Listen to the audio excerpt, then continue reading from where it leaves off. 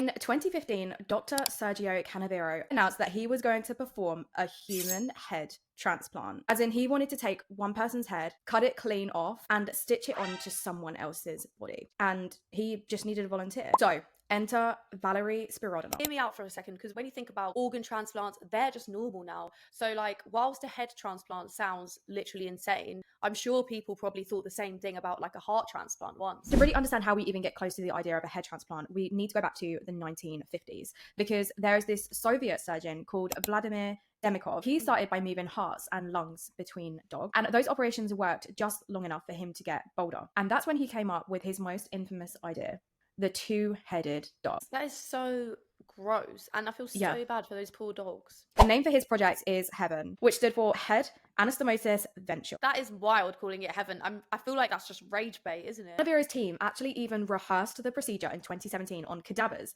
in China, and he claimed that it was a success. So I did actually think like, oh, maybe a head transplant would be possible, but then like, yeah, how would you get over the fact that you severed the spinal cord? Cannot explain how uncomfortable this is making me. My eyes feel like they're watering because I'm just thinking about like someone else's head peeing on your body. Jesus, this is insane.